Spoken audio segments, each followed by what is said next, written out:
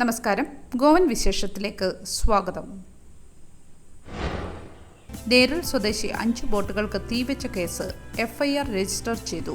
പോർവോറിം police Neroor സ്വദേശിയായ Willy മസ്കരാനസിനെതിരെ 5 fibre glass ബോട്ടുകൾക്ക് തീവെച്ചതുമായി ബന്ധപ്പെട്ട് FIR register ചെയ്തു.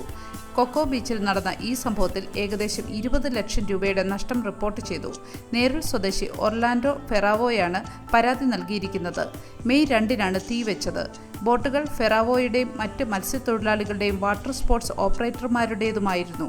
മെയ് 3-ന് പോലീസ് കേസ് രജിസ്റ്റർ ചെയ്തിട്ടുണ്ട്. അന്വേഷണം പുരോഗമിച്ചുകൊണ്ടിരിക്കുന്നു. ഗോവയിൽ മെയ് 12 മുതൽ 17 വരെ റോഡ് സുരക്ഷാ വാരം ആചരിക്കും. കാൽനട യാത്രക്കാരുടെയും സൈക്കിൾ യാത്രക്കാരുടെയും സുരക്ഷയ്ക്ക് ഊന്നൽ നൽകിയാണ് ഈ സുരക്ഷാ വാരം ആചരിക്കുന്നത്. ഓരോ വർഷവും ആഗോളതലത്തിൽ റോഡ് അപകടങ്ങൾ 12 ലക്ഷം മരണങ്ങൾക്കും 5 കോടി പരിക്കുകൾക്കും കാരണമാകുന്നു. പ്രത്യേകിച്ച് 5 വയസ്സിനും 29 വയസ്സിനും ഇടയിൽ. ലോകത്ത് നടക്കുന്ന 4-ൽ 1 മരണം കാൽനട യാത്രക്കാരോ സൈക്കിൾ യാത്രക്കാരെയോ ആണ് ബാധിക്കുന്നത്. ഗോവയിൽ മാർച്ചിൽ 198 റോഡ് അപകടങ്ങൾ റിപ്പോർട്ട് ചെയ്തു. ഇതിൽ 20 എണ്ണം ഗുരുതരമായിരുന്നു. 25% മരണങ്ങളും കാൽനട യാത്രക്കാർക്കാണ് സംഭവിച്ചത്.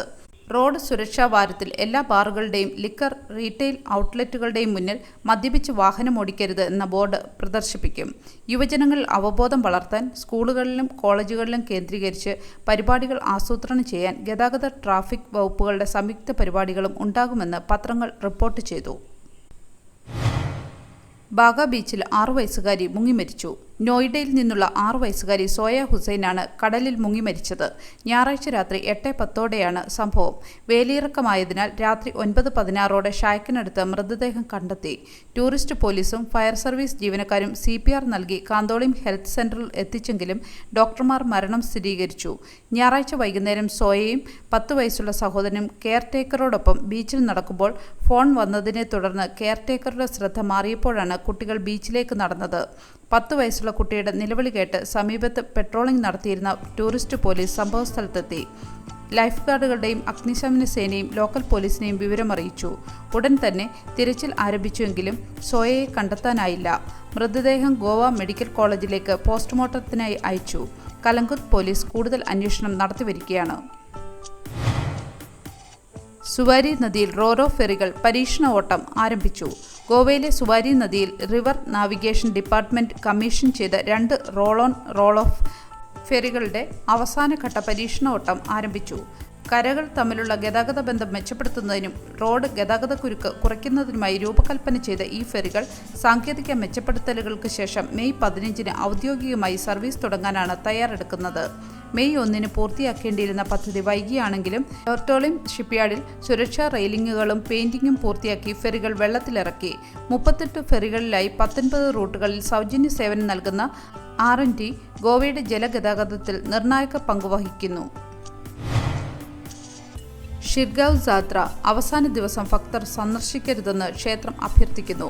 ഗോവയിലെ ലൈരായി ദേവി ക്ഷേത്രത്തിൽ നടന്ന ഷിർഗാവ് ജാത്രയ്ക്കിടെ മെയ് 3-നുണ്ടായ തിക്കിലും തിരക്കിലും 6 പേർ മരിക്കുകയും 80 പേർക്ക് പരിക്കേൽക്കുകയും ചെയ്ത ദുരന്തത്തിന്റെ പശ്ചാത്തലത്തിൽ ക്ഷേത്ര ദേവസ്ഥാൻ കമ്മിറ്റി ഭക്തരോട് അവസാന ദിവസമായ മെയ് 6-ന് ക്ഷേത്രം സന്ദർശിക്കരുതെന്ന് അഭ്യർത്ഥിച്ചു. പരമ്പരാഗത വിശ്വാസങ്ങൾക്കനുസരിച്ച് ഈ ദിവസം ദേവതകളെ പ്രീതിപ്പെടുത്താൻ അനുയോജ്യമല്ലെന്നും ഭക്തരുടെ സുരക്ഷ ഉറപ്പാക്കുന്നതിനായി ഈ തീരുമാനം എടുത്തതായും കമ്മിറ്റി അറിയിച്ചു.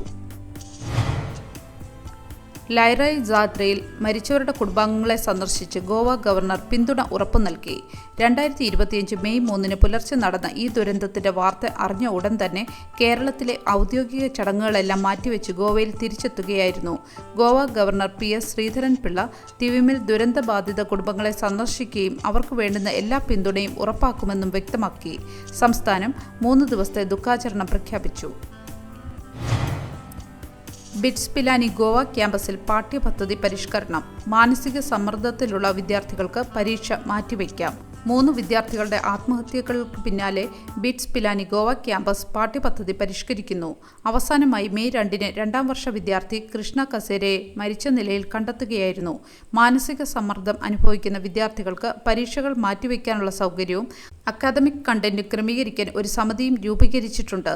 കൃഷ്ണയുടെ കുടുംബം ക്യാമ്പസിലെ അവഗണനയും ഹോസ്റ്റലുകളിൽ CCTV ഇല്ലാത്തതും ചൂണ്ടിക്കാട്ടി ആശങ്ക ഉന്നയിച്ചിരുന്നു. Directorate of technical education, engineering, medical തുടങ്ങിയ പ്രൊഫഷണൽ ഡിഗ്രി പ്രോഗ്രാമുകളിലേക്കുള്ള അപേക്ഷകൾ മെയ് 7 മുതൽ 16 വരെ സ്വീകരിക്കും. ഗോവ കോമൺ എൻട്രൻസ് ടെസ്റ്റ് നിർത്തലാക്കിയതിനെ തുടർന്ന് എഞ്ചിനീയറിംഗ്, ഫാർമസി സീറ്റുകളിലേക്കുള്ള പ്രവേശനം, joint entrance exam, national eligibility cum entrance test തുടങ്ങിയവയിലെ സ്കോറുകളെ അടിസ്ഥാനമാക്കിയാണ് JEE ഫലങ്ങൾ ഫെബ്രുവരി, മാർച്ചിൽ പ്രഖ്യാപിച്ചു. ഏകദേശം 5000 വിദ്യാർത്ഥികളാണ് ഈ വർഷം നീറ്റ് എഴുതിയത്. 2024 നീറ്റ് പരീക്ഷയിൽ പേപ്പർ ചോർച്ചയും ക്രമക്കേടുകളും റിപ്പോർട്ട് ചെയ്തതിനാൽ ജില്ലാ കളക്ടർമാരുടെയും പോലീസ് സൂപ്രണ്ടിൻ്റെയും മേൽനോട്ടത്തിൽ പരീക്ഷ നടന്നു.